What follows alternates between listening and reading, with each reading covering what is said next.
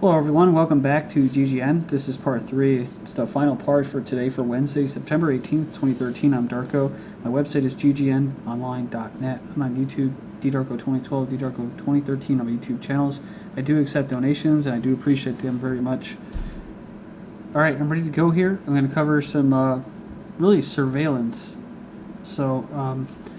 And just kind of break through a lot of these crap that I think it is, as far as even in what we call the opposition, because I'm just really starting to get a little skittish or a little concerned about what we call the opposition as being controlled opposition. I mean, that's what I've been frustrated about. I don't want to be part of controlled opposition, right? So, you're talking about WikiLeaks, or you're talking about all these things, anonymous. I know many of you are aware that these things are controlled opposition groups, but for people that don't, I guess we'll put it out there.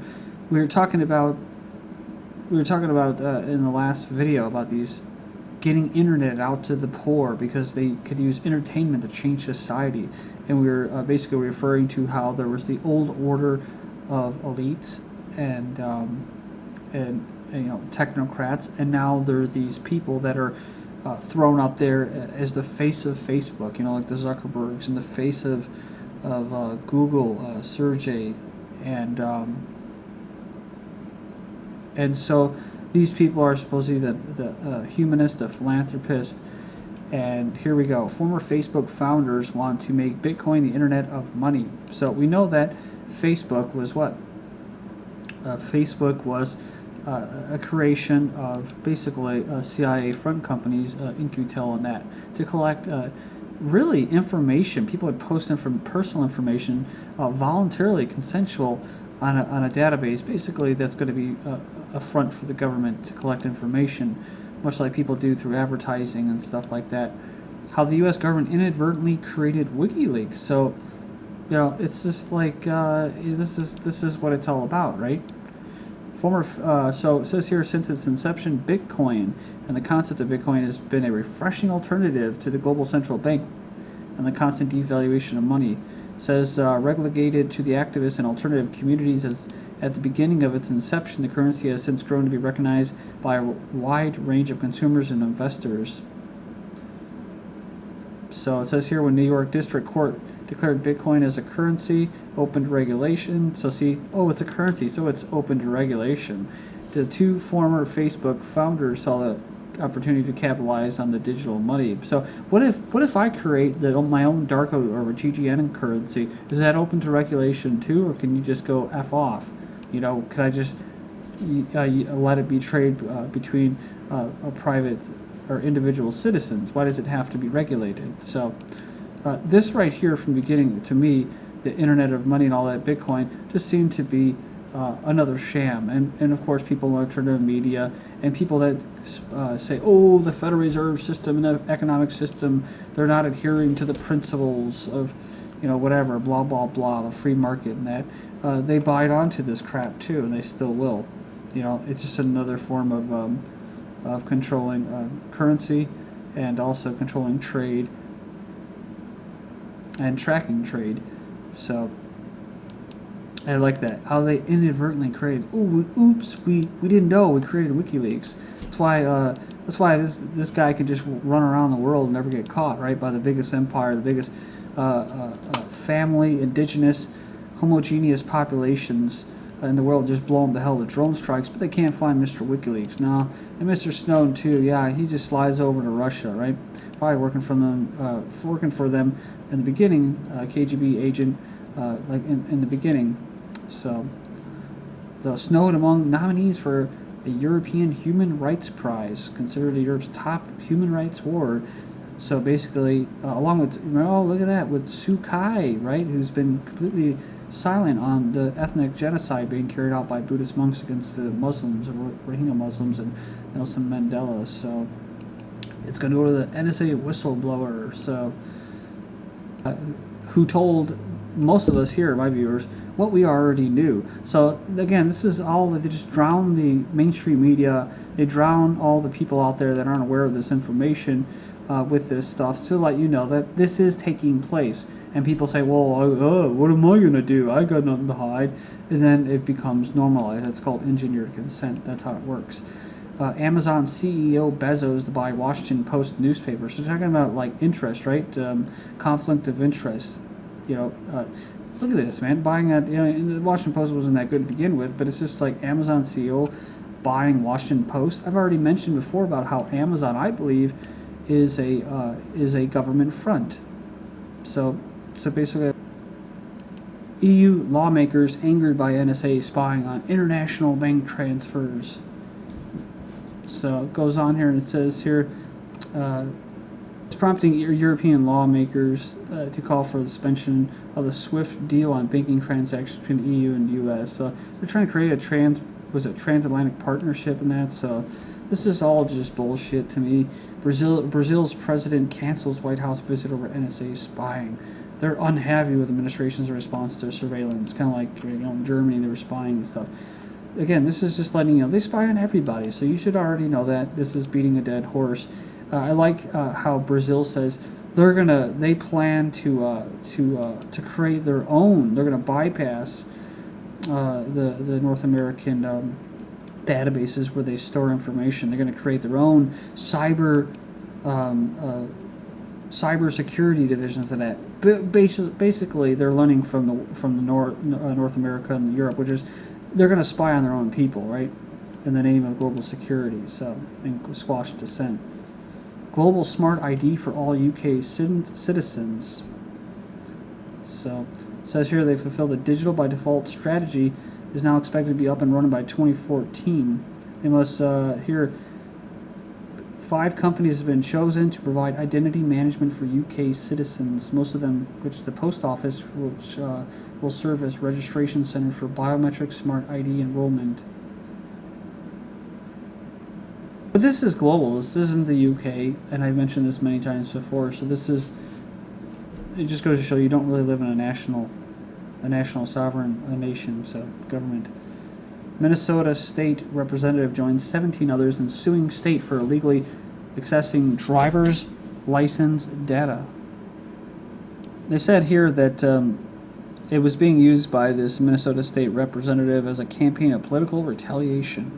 But earlier this year, it says a report by state auditors discovered that more than half of Minnesota's 11,000 law enforcement agents had misused the driver and vehicle services database. So they did that in my state as well. I got something where it says that part of a class action lawsuit as far as collecting information for IDs, and it's just like, so the taxpayers are going to pay for this, so the government's not going to, these assholes aren't going to be responsible. They're not going to go to jail. They're not going to give up their private assets. No, the taxpayers are going to sit there and fit the bill so that they can do this when they get busted. So, but this is all around. This is Wisconsin, driver license and identification cards. So we'll begin mailing all driver licenses and ID cards in 2012. And it says here that Wisconsin cannot meet the requirements issuing driver's licenses as far as the substantial changes in security features. They're talking about some kind of chip in there. Receiving your driver's license or ID card through the mail. The BMV is now mailing all new, renewed, amend, or replacement driver's license permits from a government-run secure location. These credentials are received at your home address. You feel special, don't you? Virginia's secure driver's license and ID cards. And so this is Virginia. They no longer issue driver's license and ID cards at the DMV. So, from March 2013, RFID tracking chip in Missouri's licenses. So it goes on. It says here, the Department of Revenue for that state is authorizing an RFID chip to be implanted in your license card.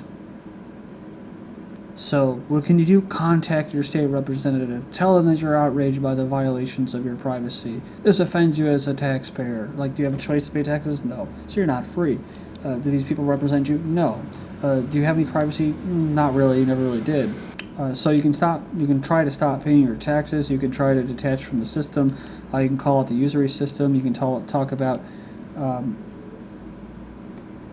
how your government is occupied by Zionists as well. So until you attack that, there's no real point in doing any of that. Ultimately, the state really only answers with one thing that they know best, which is violence. They have a monopoly of violence. So if you can take up arms against them, you get your asses handed to you. As far as a revolt, they'll also co-opt that revolt and play you like a tool.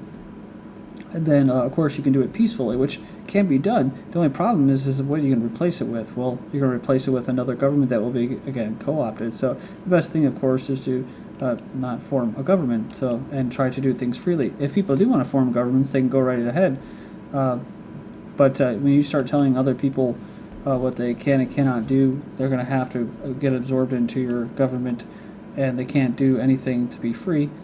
Well, then, to me, your authority over me or any of those people is basically illegitimate. So if you want to kill those people, go ahead, kill them. Be an a-hole. And call that freedom and greatness. And we're an empire, and we're the future. We're progress. But my point is you need enough people to have their heads out of their asses in order to do that peacefully. You can do things and change things, but you got to do it peacefully. You can't just blame the elites. Like me, I blame Zionists. It's like we have to blame each other. We have to blame our fellow humans for not waking the hell up. Apple taking biometric ID mainstream with new iPhone. So it has a Touch ID sensor. So it's probably to use it to sign in, authorize purchases, as well as App Store and iTunes, simply using their thumbprint. So pretty neat and pretty scary. DHS to test facial recognition technology at hockey game. So they're going to, it says here that the hockey fans will have more to worry about this weekend than avoiding the puck to the face. DHS will be testing out a new facial recognition system at the area arena this Saturday. It's about crowd scanning. They're going to test you. See? I mean, these idiots go to these sports, these breads and circus things, and then they're going to be tested on, experimented on. DHS will have a presence, but they won't be molesting you and raiding your, quote, privacy. Instead, they'll utilize the system, cameras that collect pictures of attendees in real time from far away as 100 meters, then match them up with images of faces stored on a database. But going back to the driver's licenses as far as biometric facial scans, I didn't know. Nobody told me that that's what they were doing back in 2008. Then I learned that actually they were doing it prior to when they said they were announcing that they were doing it. So they were already doing it. Government test emergency text message alert system. We've heard about this. This is in the UK. They have they're going to carry out these tests for an alert system to tell mobile phone users if an emergency occurs in the area. This happened in California too. California's cell phone screeched to life with statewide Amber Alert. They said, oh, you can also opt out. California poised to implement first electronic license plates. So anything coming to you from the state is being forced to you with these plates, registration licenses, so they can do whatever the hell they want. People can bitch and moan about it, but it's just like you're participating in the system, through coercion, and threat of violence. So yeah, they can do whatever the hell they want to you. You can claim, constitutional rights, but just keeps getting worse, doesn't it? High school, look at this, they're even rewriting, right? High school AP history book rewrites the Second Amendment, so that people have the right to keep and bear arms in state militia. It says here that these messages, such as stolen, expired, something similar could be displayed on the license plate. The plate could be a screen that could wirelessly receive updates from the central server to display the same information. It's funny, a friend made a really good point. As far as this Obamacare goes, is the passing of Obamacare bad for the American public? 70% say yes, right? Just another socialist smokescreen. Well, no, it's not, right? The point is what?